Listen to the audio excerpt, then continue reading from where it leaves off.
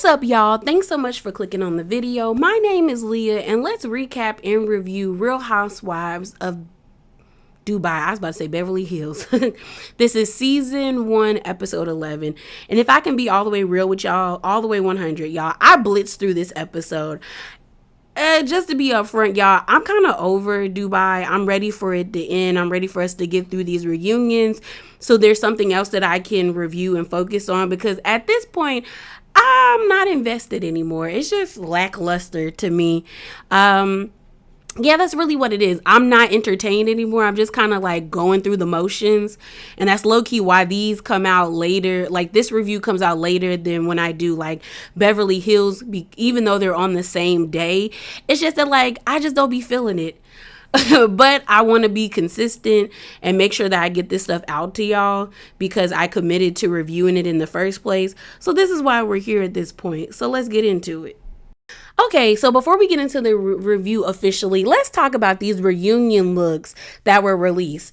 So honestly, if I look at the cast as a whole, it's a D. If I had to grade the class as a whole, it's a D. Like, the theme supposedly was supposed to be desert royalty. None of these ladies look royal or in any way. And the colors just not coloring. With, I don't know why Lisa and Ayan had on lime green. It was a no. It wasn't it. So I'm gonna give you my thoughts on everybody, but I'm gonna start off with who I thought was the best dressed and work my way down to the least. The first person would be Nina. I thought Nina looked great. It gave very much. It was, if I had to rate it from a scale to 1 to 10, it's an 8. I'd give it an 8. She looks rich. She looks like the makeup was done right. The hair was done right. The dress is simple and it's plain, but it was fitted to perfection. And she looks very much like a rich Lebanese woman. And that's what the show is supposed to be about. As well as she looked rich. Like, I saw a picture of her just sitting while, I guess, like, listening. It was like kind of a candid shot.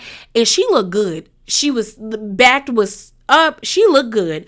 So I'll give Nina the top. My two people that I have for second would be Ayan and Sarah. And mainly it's because we've seen better looks from Ayan and Sarah in their confessionals.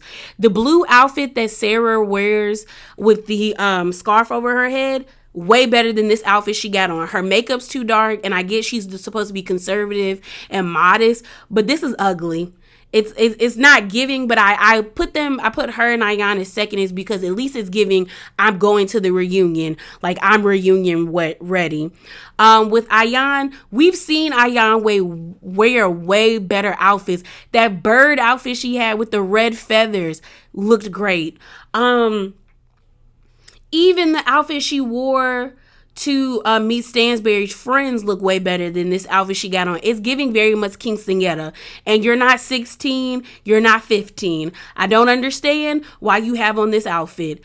Like, and I don't get lime green being desert royalty. I don't get that. And her makeup is too dark. Like, Ayan is already pretty as it is, but the makeup was just too dark. But Sarah and Ayan would be my second, like neck and neck for second. Third, I would say, would be Lisa. I think Lisa's dress looks cheap, and for her to be a designer, I was actually expecting for her to have more. Her dress gives very much Love and Hip Hop. Like, I expect the girls from Love and Hip Hop to wear this. It's not giving like Dubai royalty or whatever, the, like, you know, desert royalty. Some people online were allegedly saying that her outfit was based off of Portia's outfit for last season 13 reunion. If so, she missed the mark. She really did, because the area where she has its with the neckline, or the plunging neckline, it looks like she ran out of material. It's not giving. And Lisa is pretty, so I don't understand why she chose to go this route. Second to last would be Stansberry. This business casual look with a see-through blazer with some rhinestones on it and some shorts is giving very much I think I'm a cool mom and I go partying with my 21 and 22-year-old daughter and their friends love me because I'm the fun mom. It just wasn't it. And at first I was really going to go in, but I don't remember Ladies of London having reunions. And I could be wrong, but I don't remember them having a reunion, because I would go in if they did. But I'm like, this might actually be her first official reunion. So if she come back next season, she going to have to really go hard, because this ain't it. And then my worst would be Brooks. I don't know what Brooks is trying to do. The outfit gives very much to her personality, trying too hard to find a place in this group or trying too hard to be seen.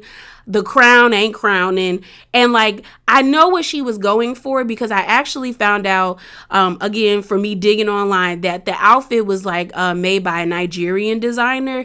And the whole aesthetic of having like the nude illusion underneath being a different color is an aesthetic that's done in Nigeria. But when it's done right, and I'm going to show y'all, when it's done right, it's right. But when it's done wrong, this is what you get with Brooks. So my order is Nina at the top, Ayan and Sarah are second, Lisa is third, Stansberry is fourth, and then you have Brooks as being last. So drop down in the comments below and let me know your thoughts on the ladies' outfits. So like I told y'all, I blitzed through this episode. True. So I'm only going to talk about 4 things. The relationship between Ayan and Stansberry, and Brooks feeling like she's in the middle. Number 2, Lisa and Nina's relationship. Lisa being the puppet master of Ayan, and then Ayan sharing her personal story. So first, let's talk about Brooks, Ayan, and Stansberry. I call BS on both parts of the ladies. I know the thing right now is everyone feels like Stansberry is being a Karen, and don't get me wrong, we know Karen's gonna Karen, and they gonna be dangerous because they're terrorists. We know that. But in this moment, I didn't think Caroline was weaponizing her tears when she cried on the phone to her husband, because in that same regard, we saw Ayan cry on the phone to her husband. At the end of the day, you're going to cry and confide in those in people you feel will protect you and validate your feelings. And both ladies did that, and I didn't have an issue with it. My thing is, why I call BS on both parts, is Ayan saying that she didn't understand what Caroline meant when they were having the discussion at the beginning of the episode. You did understand what she was saying. You even said you kind of got what she was saying. You just felt like she's always coming at you, so you got defensive. And when you think about hearing Ayan's story, you understand why she's always on the defense. But own it. Don't be saying that like you didn't understand. You understand clearly what that lady was saying. That's why you took liberties as busting shots back at her, and they hurt her. As well as Caroline has to stop lying, because when she had that conversation with Brooks and she was like, she never said thank you, and they played it back. We saw her twice. We saw Ayan thank Caroline. Caroline did kind of throw digs at Ayan at the table, but it was meant to be fun shade, and Ayan didn't take it that way. And I think Caroline has to also own that as well. I feel like both ladies, if they could put aside their differences, could be cool in some regards. But I think there's so much bad blood or so much water under the bridge that like it probably will take seasons for them to really like see it for each other, or for there to be like somebody who is even more adversarial to both of them, for them to like click up with one another, or at least see where each other is coming from. Because we get it. Ayan is successful, especially when you hear about her backstory and all the ways she worked her way up, and she's not just a model. But I also got what Caroline Stansberry was saying. Girl, it doesn't make sense to depend on a man. Like, it's nice for a guy to invest in you, but you never stay financially dependent on a man. And she's right. Like, we have so many examples of women being housewives and their husbands being the main provider in the house, but when he's done with that lady or done with his family, drop his family like a hot bag of potatoes and go on and create another family, while all the while the family that he created with the lady he dropped is now struggling to make ends meet. Hell, if you want a reference of that, look at Lisa and Lenny on Real Housewives of Miami. Lenny was kicking them out. Like Lenny legit was kicking them out the house. I mean, he was going to buy them like a $3 million apartment, but he was kicking them out the house so he could move in his new girlfriend. So it's like we've seen that. That's why you don't depend on a man. And I got where Caroline was coming. I just think Ayan is just feeling. She feels judged, she feels diminished, and she doesn't like the way she feels when she's around Stansberry, so she's always on guard and ready to bust back. Now, for Brooks to say that she's in the middle, I don't believe that. I think Brooks cares to a certain extent for Ayan, but I think she also likes Stansberry because she can create a friendship with Stansberry. Well, she'll be on evil playing fields in the sense compared to where it comes with Lisa and Ayan. She's the third wheel. She's not really in they clique. She's just there. And I think that's why she likes being around Stansberry, and she's somewhat playing the middle between between Ayan and Stansberry. But I don't think she's really in the middle. Now, when it comes to Lisa, I somewhat get where Brooks is coming from, where she says Lisa is basically puppeteering Ayan, because when they did do the flashbacks, it does seem like Ayan goes wherever Lisa says go. Now, I think Ayan is a lot more easy. What's the word? She's quick. She's a lot more quicker to make amends with the ladies and move forward. Whereas Lisa is like, no, like she's not apologizing to her until she gets an apology from her. And I ain't going over there. Why I need to go over there? Lisa is a lot more combative than Ayan is. But I don't know if Ayan is really being puppeteered by Lisa. But I can see people thinking that way if you're looking in. Because even I kind of was looking at Lisa when they had that sit down, where Lisa got mad because Stansberry didn't show up to her fashion show. And I'm like, well, you just said that lady needed to beg for forgiveness. Why would she come? Why would she come to your event? You want her to grovel. Yeah, miss me with that. And then the thing with Lisa and Nina, I agree with Lisa in this regard. Nina has said disparaging things about Caroline to Ayan, to Caroline, Brooks, and to Lisa. So it is okay for them to look at Nina kind of funny, like, well, you were the one telling us this lady is this, and this, but now all of a sudden y'all are best friends and y'all are bosom buddies and you're taking up for her. It does look suspicious, especially with them, especially with Lisa constantly iterating that her and Nina used to be very close until Stansberry got there, and she's known Nina the longest. So it is kind of weird.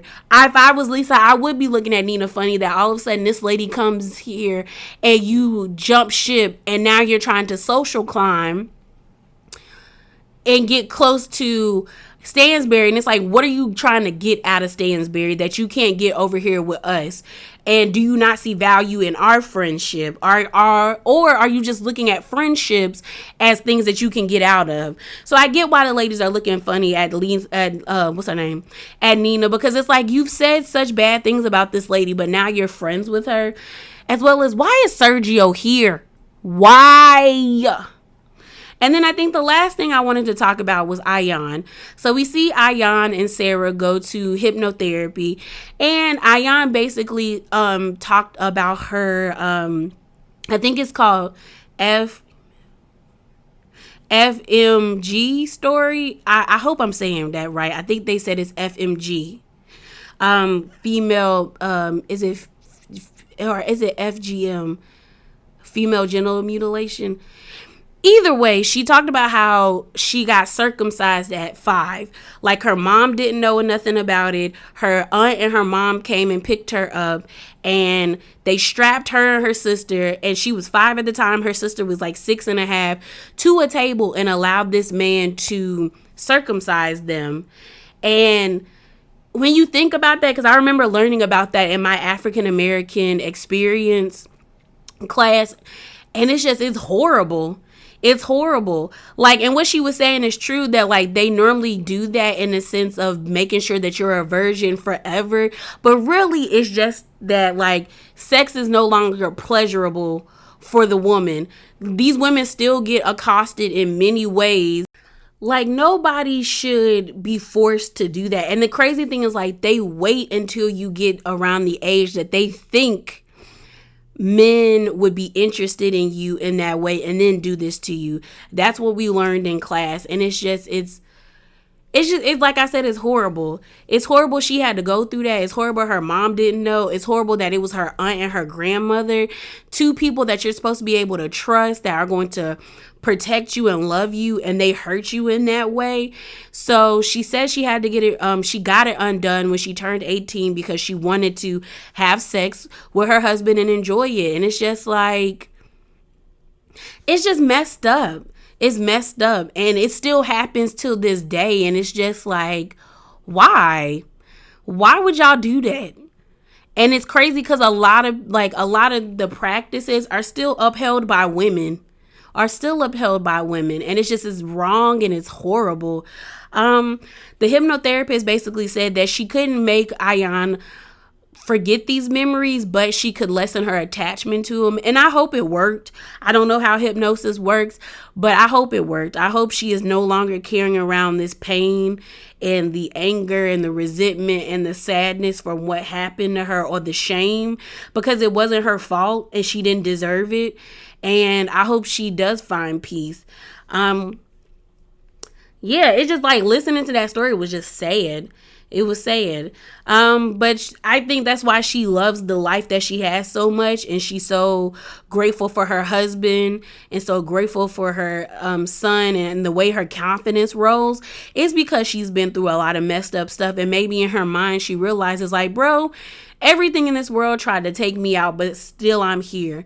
That to me makes me who I am, in the sense of I'm a survivor, but I'm also somebody that can't be easily broken, and she can't be.